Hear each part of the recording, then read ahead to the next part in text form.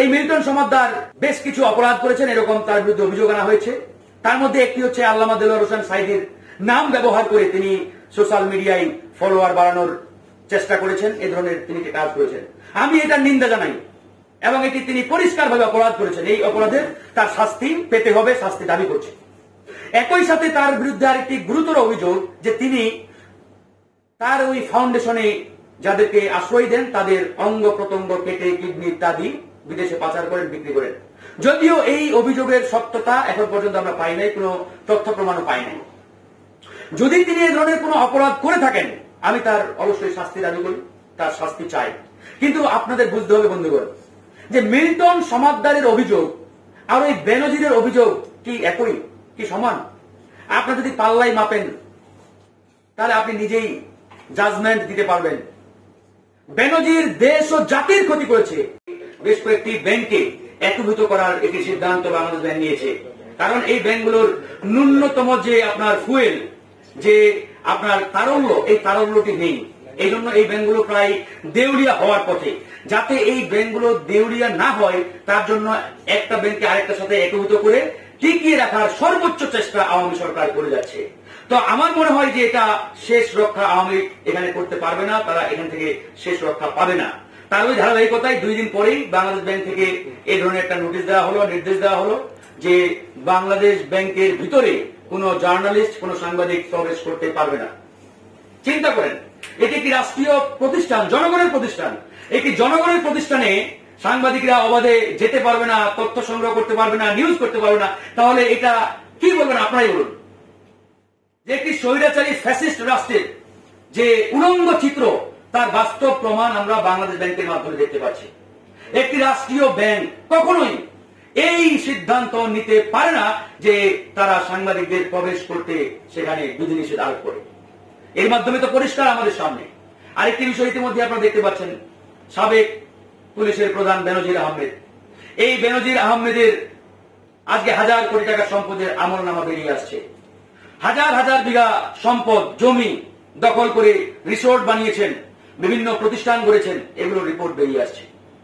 অথচ এই বেনজির সাহেব পুলিশের দায়িত্ব পালনকারী কি পরিমাণ প্রোটোকল ভোগ করেছেন, মানে কয়েকটা মন্ত্রী মিনিস্টারের সমান প্রোটোকল ভোগ করেছেন। তাকে রাষ্ট্রীয় শুদ্ধাচার পুরস্কার দেওয়া হয়েছে যে তিনি চাকরি জীবনে ফেরেস্তার মতন ছিলেন, 2 পয়সা ঘুষ খান নাই, দুর্নীতি করেন নাই, তাকে তো রাষ্ট্রীয় শুদ্ধাচার পুরস্কার দেওয়া হয়। আজকে যখন তার আমলনামা বেরিয়ে আসলো, এই আমলনামা বের করলেন বাংলাদেশের একটি প্রথম সারির জাতীয় দৈনিক পত্রিকা। তার 1 সপ্তাহ পরে বেনজির সাহেব ফেসবুকে এসে সেটাকে ডিফেন্স করার চেষ্টা করলেন।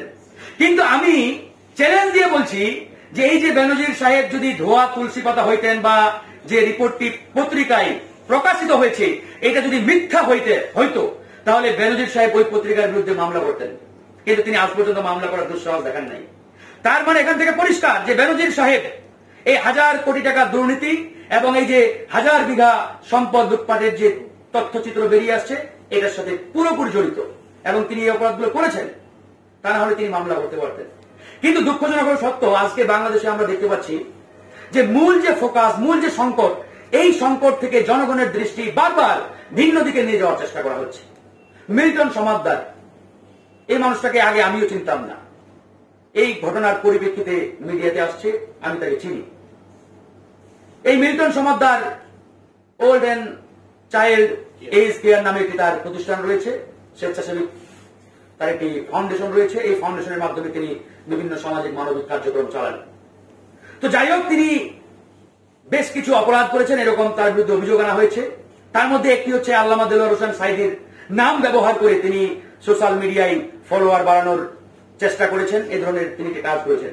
আমি এটার নিন্দা জানাই এবং এটি তিনি পরিষ্কারভাবে অপরাধ করেছেন। এই অপরাধের তার শাস্তি পেতে হবে, শাস্তি দাবি করছে। একই সাথে তার বিরুদ্ধে আরেকটি গুরুতর অভিযোগ যে তিনি তার ওই ফাউন্ডেশনে যাদেরকে আশ্রয় দেন তাদের অঙ্গ প্রত্যঙ্গ কেটে কিডনি ইত্যাদি বিদেশে পাচার করেন, বিক্রি করেন। যদিও এই অভিযোগের সত্যতা এখন পর্যন্ত আমরা পাই নাই, কোনো তথ্য প্রমাণও পাই নাই। যদি তিনি এই ধরনের কোনো অপরাধ করে থাকেন আমি তার অবশ্যই শাস্তি দাবি করি, তার শাস্তি চাই।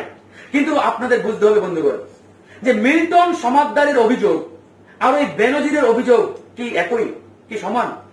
আপনি যদি পাল্লাই মাপেন তাহলে আপনি নিজেই জাজমেন্ট দিতে পারবেন। বেনজির দেশ ও জাতির ক্ষতি করেছে, সমাজের ক্ষতি করেছে, কিন্তু মিল্টন সমাদদারের মাধ্যমে দেশ ও জাতি তথা সমাজের কতটুকু ক্ষতি হয়েছে?